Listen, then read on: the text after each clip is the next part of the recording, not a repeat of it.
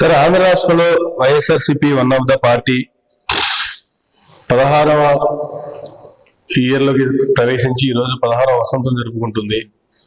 16 ఏళ్ల వైఎస్ఆర్సీపీ ప్రస్థానం అంటే ఏం చెప్తారు సార్? First thing, congratulations. ఏ పార్టీ పెట్టుకున్నా గానీ ఆహ్వానించదగ్గ విషయం. వైఎస్ఆర్సీపీ వాళ్ళు ఏంటి, కాంగ్రెస్ వాళ్ళు, బీజేపీ వాళ్ళు, అంతకుముందు ఉన్నటువంటి జనతాదళ్ వాళ్ళు, జనతా పార్టీ వాళ్ళు, కేజ్రీవాల్ పార్టీ వాళ్ళు, మమతా బెనర్జీ, స్టాలిన్, సోన్ అండ్ సో ఫోర్త్ అందరూ చేసుకుంటారు. తెలుగుదేశం వాళ్ళు చేసుకోలేదా? వాళ్ళు కూడా చేసుకున్నారు. సో గొప్పగా పెద్దగా చెప్పుకునేటువంటిదంటూ ఏమీ పెద్దగా ఉండదు. ఓకే, ఐ థింక్ 2010లో అనుకుంటాను పార్టీ పెట్టారు. 16వ సంవత్సరము మంచిదే కదా. ఏ పార్టీకి ఆ పార్టీ అందరూ చేసుకున్నట్టే వాళ్ళు చేసుకుంటారు. దాని గురించి పెద్ద ప్రత్యేకంగా చెప్పేది ఉంది. ఏదో కాస్త హడావుడి చేస్తారు. టీవీ ఛానల్స్ లో వాళ్ళేమో దాని గురించి అదే పనిగా హోరెత్తిచ్చి మాట్లాడుతూ ఉంటారు. ఈ 16 సంవత్సరాల నుంచి ఏం పీకారు, ఏం చేశారు, ఆంధ్రప్రదేశ్ రాష్ట్రాన్ని అప్పుల పాలు చేశారు, రాజధాని కూడా లేకుండా చేశారు, విద్యా వ్యవస్థ నాశనం అయిపోయింది, ఆరోగ్య వ్యవస్థ నాశనం అయిపోయింది, ప్రత్యేక హోదా రాలేదు, ఏం పీకారు వీళ్ళు. ఎవరి వాదనలో వాడే ఏదో మాట్లాడుతూ ఉంటారు. ప్రజలు విఘ్నుల, ప్రజలకు అన్ని సంగతులు what is what who is అనేటువంటిది తెలుసు. ఇది సర్వసాధారణమైన విషయమే, పెద్ద ప్రత్యేకంగా చెప్పుకోవాల్సిందంటూ ఏమీ ఉండదు. Once again congratulations. సరే, కంగ్రాచులేషన్స్ అనేటువంటిది అన్ని పార్టీలకి చెప్పినట్టుగానే వైసీపీ వాళ్ళకి కూడా చెప్తున్నాను నేను. సార్, నేను జగన్మోహన్ రెడ్డిని ఈ రోజు వరకు కూడా కలవలేదు, చూడలేదు, మాట్లాడలేదు. నాకు ప్రాథమిక సభ్యత్వం కూడా లేదు. దయచేసి అపార్థం చేసుకోకండి. నేను ఇది చాలా సార్లు చెప్పాను. అన్ని పార్టీలు చేసుకున్నట్టే వాళ్ళు కూడా చేసుకుంటారు, ఏమీ లేదు. ఆ విషయాన్ని కూడా నేను మీకు తేటచల్లం చేశాను. ఎవరు ప్రోగ్రాం అడుగుంటది. జగన్మోహన్ రెడ్డి గారిని బీజేపీ వాళ్ళు 2014వ సంవత్సరం నుంచి అడుగుతున్నారు, మనం కలిసిపోదాము అంటే నేను ఇండిపెండెంట్ గానే స్వతంత్రంగానే వెళ్తానండి అని చాలా పొలైట్ గా చెప్తూ వచ్చాడు. 2019లో కూడా అదే జరిగింది. 2024లో కూడాను అదే జరిగింది. నాకు తెలిసిన సమాచారం మేరకు ఇంచుమించుగా 3 రోజుల పాటు పవన్ కళ్యాణ్ దగ్గరికి రానియకుండా ఆయన ఢిల్లీలో మీటింగ్ లో పెట్టి జగన్మోహన్ రెడ్డి తోటి మాట్లాడారు. అదే సమాధానం, నేను స్వతంత్రంగానే వెళ్తాను, ఇండిపెండెంట్ గానే వెళ్తాను, మీకు ఎటువంటి ఇబ్బంది కలిగించను, మీరు చేసేటువంటి బిల్స్ అన్నిటికీ నేను సపోర్ట్ చేస్తూనే ఉన్నాను, మీరు కూడా చూస్తూనే ఉన్నారు. మీరు రికమెండ్ చేసిన క్యాండిడేట్ కూడాను రాజ్యసభ మెంబర్షిప్ కూడా ఇచ్చాను నేను.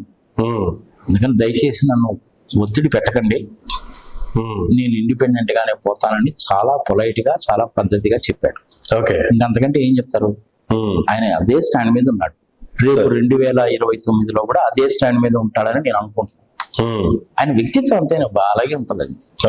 వాళ్ళ నాన్నగారి పేరు ఏమన్నా ఎక్కడన్నా ఇన్ని సంవత్సరాల నుంచి అడ్డం పెట్టుకొని చెప్పాడా? ప్రజలకు బాగా తెలుసు ఎక్కడ చెప్పుకోలేదు. వీళ్ళకంటే 4 ఛానల్స్, 2 న్యూస్ పేపర్లు ఉన్నాయో కానీ ఆయనకున్నాయంటే ఒక ఛానల్, ఒక న్యూస్ పేపర్. దాని మీద కూడా బ్యాన్లు పెట్టారుగా. ఆయన నేచర్ అలాగే ఉంటుంది, ఆయన అలాగే ఉంటాడు. అందరితోటి కూడా చక్కగానే మాట్లాడతాడు. స్టాలిన్ తోటి కానీ, మమతా బెనర్జీ తోటి కానీ, కేజ్రీవాల్ తోటి కానీ, కాంగ్రెస్ వాళ్ళతోటి కానీ అందరితోటి అలాగే మాట్లాడతాడు. వీళ్ళు ఎంత రెచ్చగొట్టి మాట్లాడడానికి ప్రయత్నించినా అలా చిరునవ్వు నవ్వుకుంటూ పోతాడే గాని ఏ మాత్రమో లొంగడు. ఆయన ఏం చేయాలో అర్థం కాక ఎంత చేటు మనం తిడుతున్నా.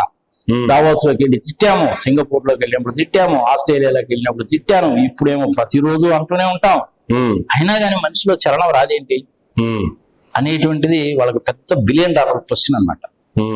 ఇంతకుముందు ప్రధానమంత్రిగా ఉన్నటువంటి కీర్తిశేషులు పివి నరసింహారావు గారు ఒకనొక సందర్భంలో ఒక మాట చెప్తాడు. ప్రజలకు తెలియాలి కాబట్టి చెప్తున్నాను నేను. మౌన వ్రతము అనేటువంటిదే సమస్యకి పరిష్కారము, అంతే. ఆయన చెప్పిన మాట. పివి నరసింహారావు గారు ఎక్కడ, నేను ఎక్కడ, బచ్చగాడి కింద లెక్క నేను ఆయనతో కంపేర్ చేసుకుంటే.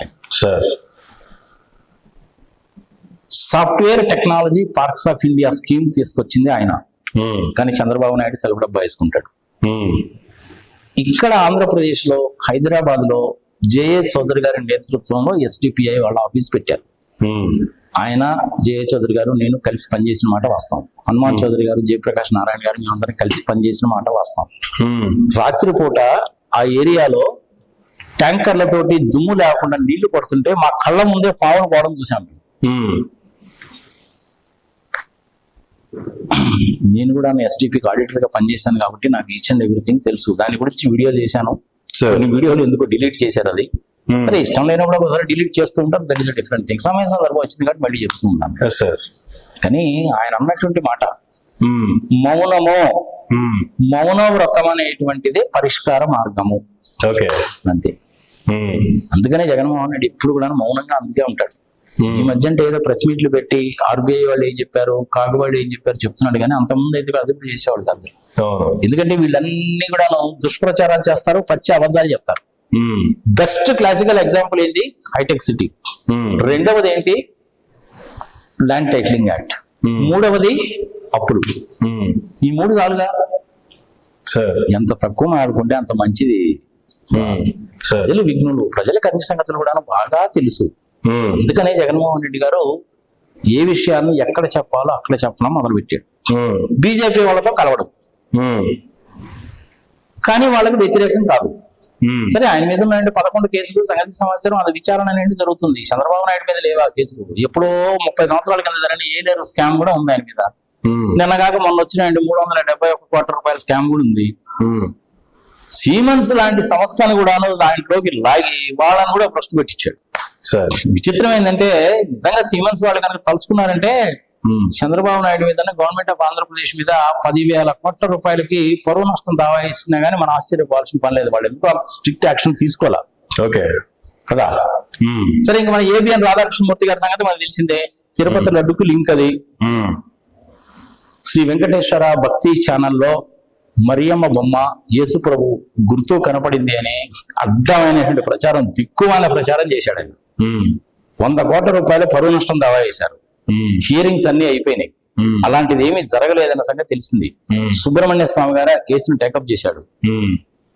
ఒకసారి తిరుపతి వచ్చినప్పుడు ఆయన అడిగితే చెప్పారు, 100 కోట్ల రూపాయలు పరువు నష్టం దావా కదండి, మరి ఆర్కే గారు కట్టగలరా లేదా అంటే చంద్రబాబు నాయుడు కడతాడు లేవో చాలా క్యాజువల్ గా చెప్పాడు. దానికి కూడా ఇంకా జడ్జిమెంట్ రాలేదు ఫైనల్ గా. థరోగా ఎంక్వైరీ చేస్తే తేలిపోయిన విషయం.